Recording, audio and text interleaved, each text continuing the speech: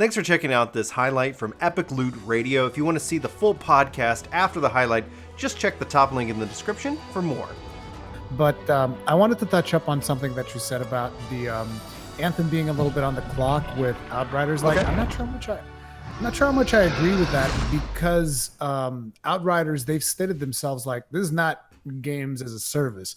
So it's like Outriders, I feel is going to be one of those games that you play it for a couple of months or something, and then eventually you just kind of like move on to another game, depending on how they're planning on doing their DLC and whatnot. Yeah. And I'm not trying to say this in a negative way. Like, to me, that's the way that I like to consume a lot of games. Like, right, I'll play it, I'll enjoy it, I'll get all the loot, get all the builds out that I want, and play it probably like, I don't know, 500 to 1,000 hours, depending on how much I'm enjoying it. And then just like move on. Like that's the way that I like it, actually. Like, because like Anthem tried doing the whole thing. Oh, we're gonna do this game, and like Destiny did, the first Destiny. Oh, it's a 10-year game. It's like, no, first you make a good game, then you think about how you're gonna support it. Like, don't come out of the gate swinging, this game will last for 10 years. Like, no, that's not how it works. I have long thought that from a Trojan horse mentality, that marketing and that mindset is just release a really good game, and then if there's a community there that wants more, then continue to give them more content. You know, I would think that Outriders will benefit from like an expansion model in that vein, where it's like, cool, here's your game, play it for a month, 3 months, like whatever. Like, here's your game, here's your replay, here's your builds. Oh, and by the way, new expansion. And then all of a sudden, oh, now you're back, and now the progress that you made. But it gives them the ability to not sell me a future. And that's where Anthem's like, we're going to sell you, like a game that in 10 years, it's like, I don't think that marketing works as well. I think the other thing, and I was thinking about putting out a video on it this week, but I decided not to, because I was like, I'm busy. But I was like, I hope that people don't try to label Outriders or games like as a Destiny killer. I think that's a curse. I think if you really want to curse a game, like, give it a killer name. Like, it's this killer. Like, no. Like, let it just be what it is. Let it just be a good game, but let's not sit here and say like, okay, this is what's going to, we need this game to go out and just destroy and shut down this other game because I'm mad at this other game for some reason. It ends up always, I feel like, backfiring in a way when people give it that label. Yeah, I think like the good old WoW killer fantasy. Yeah, that's what I was gonna bring up. Like, I used to play WoW, and it's like every MMO that come out, this is the one. It's gonna kill WoW. Yeah, like Warhammer Online, Age of Reckoning. I actually really liked Warhammer Online. It was good, for the time. I think with the fault in it is that they tried to go with that 2-faction system, especially when you look at Warhammer as a game. It's like they should have just leaned into like 100, like, here's 50 factions, like whatever, like multiple factions all fighting and vying. But they were like, it had that WoW model of like, you have the Horde and the Alliance, you've got the Chaos, and you got, I forget what the non-Chaos one was. But it's like, like I enjoyed that. And then I went and played Final Fantasy XI 1.0 because I'm a masochist. Well, it really pioneered the Fate system too. What eventually became incorporated into Final Fantasy XIV as Fates. They did a really good job with that, actually. Yeah, absolutely. It's always cool to see. And that's why I think we've been on this like gap of like innovation in games. Everything's kind of been like, oh, this is what it is. So I'm hopeful that we'll start to see some more of that in the game itself. But it's time to transition to kind of our topic. We kind of were touching on it just a second ago. Anthem. This is the week that it came out, that it's being decided by EA if it's going to live or die. So for anybody who does not know, from a game development perspective, you have what they've been working on. I know a lot of people have given Anthem a lot of crap because they said that they've gone to a 30-man team. As an engineer, I go, thank God. Like, what they need to do is go find what works and be as agile as possible. You don't want 100 people or 200 people in a meeting room trying to decide what is fun. Like, you got to go find less is more. Find the fun, get it working, get it right, in the sense of, we're not saying working for a publishing thing. What they've been doing is they've been working on it to present it, and then essentially like, hey, here's our vision, here's the fun, this is good, now this is what we need to take it and fund it. So if that's what's happening this week, and then the execs are going to review it, they're going to decide whether they want to keep writing those checks, because they're going to present to them the plan. Here's what it's going to take to get the game ready. Here's the cost. Here's how we're going to support it. And I hope that they vote yes. I like, just even watching the trailer right now, I'm like, there is some really good stuff that I think is worth saving, and if they can refine that, that's important. Anthem, will it live or die? Chaos, you're my Anthem guy. You're the guy I go to for Anthem opinions first and foremost. How has this week been for you? It's been difficult. I mean, I've always enjoyed this franchise, and I know it can produce more. As you're aware, I started the I Believe in Anthem hashtag, which has been quite successful. I feel sorry for EA's Twitter account because that is getting bombarded like there's no tomorrow. But hopefully it will actually cause some dent. And, show them that there is a community out there that actually does want this game to succeed and want it to thrive. I don't really feel like there's another game out there that quite plays like this one. I think it's quite unique in that aspect. And it offers something different to everything else. It just needed more content and, it needed to come out working. Yeah. But, I'm not going to sit here and say the game was perfect at launch. It was far from perfect. I mean, it couldn't even begin at launch. It had its problems. But what I played of it personally with my friends, I had a blast. And if I didn't enjoy it, I wouldn't have platinumed it. And I really did enjoy the experience. Now, as we know, as of today, we've received confirmation from Jason Schreier that the review has happened. So the execs are, dwelling over what they think of the presentation that they've had. Now, my sneaky suspicion will be that they're going to announce it on the 2-year anniversary around the 25th of February. Do you think that they could actually go to that level and do it to try and see how much of a disturbance and support it could cause? Rory, what do you think? Will Anthem live or die? This is EA we're talking about. I don't know. I'm actually kind of scared because ultimately we've seen it time and time again whenever there's a good idea and poor execution.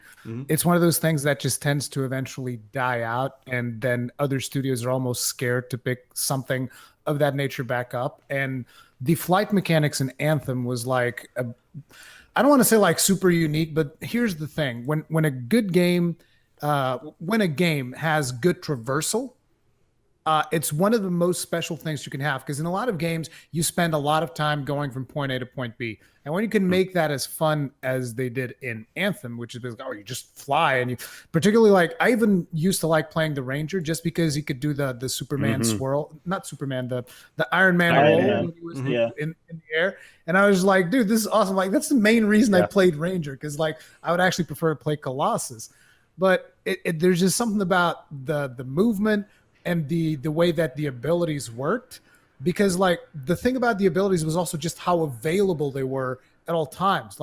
You could basically be spamming them. A lot of games, whenever you have special abilities, for instance, Destiny in its early days, it was always okay, I gotta really plan out when I'm going to use this grenade because it's going to be out for a good long while. And Anthem was no, dude, just use it. Doesn't matter. Did you miss? Who cares? Doesn't matter. It's going to be back up in a second. Keep on dropping them. and the thing is, if they let it die, I don't think that any studio is going to have the guts to try something as ambitious as this again. And that's going to kind of suck because, we're not going to have this experience that we've had with Anthem ever again. I think it makes it hard for me to trust any other live service game that BioWare or EA wants to release. Oh yeah, because and they want to with Dragon Age 4. It's going to be a live service supposedly. So it's if they let Anthem drop, you can kiss Dragon Age 4 goodbye, because a big majority of the gaming player base is going to be no. If Dragon Age is good, 1 second, Chaos. If Dragon Age 4 is good and it is a game as a service, I think people will come in. But I think there's going to hopefully people will have a very healthy skepticism. But what saving Anthem means to me is it means that even when we don't get it right, we're going to work to get it right. And despite everybody, whenever you look at a relationship that a gamer has with a game, most of the time that I see when gamers absolutely hate games, it's I've poured 3,000 hours into it, and after 3,000 hours, I'm really fatigued, but I'm gonna vent because I feel like I'm not being heard. If the developers hear, they understand, and they work with the community to make the best game that the community wants to play, I think that's a plus. There's obviously gives and takes, because I think we were talking last week, a gamer will optimize the fun out of anything. So it's we do have that tendency. So there's a balance there. But what it would tell me is that, okay, yeah, they messed up. okay, cool, but they've got it. They worked on it. They got it right, and I want to see it for the people who poured their time into it. A lot of people like to hate on EA, and I do. Like everybody's like as gamers, they're a weird company because occasionally they do things right, but more often than not, they're like it's just like, damn, what are you guys doing? Like F you. But when it comes down to it, they're still hardworking developers who want to make great games. And just because they're under a publisher you might not like, I tend to root for developers over publishers. I could care less about the publisher, but I'm just like, I want people to make good games. Chaos, you were going to say something a second ago. Yeah, so what I was going to say was, they've been working on this build for what, a year and a half now? Yeah. That's a lot of investment. They've, if anything Christian Daly has shown us is anything to go by in terms of new areas, new places that we're supposed to be visiting. This is a lot of investment for them to just turn around and say, hey, we're done with this. That year and a half that we had 30 people working on it is just going to be cancelled. I'm more inclined to say that they're going to accept it based on the fact that they've invested so much already and the fact that they made a promise. If they turn back from their promise, people don't forget that sort of thing. I don't. Yeah, I think we're a gamer scorned is like. Yeah, and in regards to the whole team being a team of 30, Cory Barlog, the God of War director, when things were going really bad there, and they were shutting studios and pumping the staff into the God of War team, into his team, he was saying the fact that we've got more people in the team now has slowed development down. So just because you've got 500 developers working on one game doesn't mean it's going to speed it up. No. In fact, it can have a complete adverse effect because at that point, you're waiting on everyone else to do that little bit of stuff that you're giving them before you can move on. And instead of it going from an agile environment, now you're going to waterfall environment, which slows development down quite a bit. Yeah. So I think this squad of 30 was just about right. Let them get what they need to get in, get their vision in, and hopefully EA will see that the developers themselves are eager to get this through because no one wants to spend a year and a half developing a build only to have it thrown out the door. That's a year and a half worth of work, and that's a year and a half worth of salaries. It's a lot of money. Yeah, it is. It is. It ain't cheap. Everything else. They made a lot of money off Anthem. Like at the end of the day, like they made a lot of money. I hope that they can get it right because I think gamers would love to have another Cinderella story, another game. Like obviously we'd love a game come out like right at launch, ready to go and without issues. But there's something to be said that when you put in the time, you make the sacrifice, and you get it right, you work hard on it. Gamers will give you another shot. Final Fantasy XIV, No Man's Sky, are two rare exceptions. It's not a guarantee that you'll get it right, but I honestly hope that they will. Johnny, what do you think? Anthem, live or die? What's the call? So, I come from a pretty extensive background with Anthem. Matter of fact, originally I was a huge PlayStation fanboy up until Anthem was announced, and I decided to pick up a Xbox One X so I could play with it and have the high fidelity that the game offered, because the game looked amazing in the E3 trailer. The E3 trailer just blew everybody away. The whole world was mesmerized by the graphics that were being portrayed there.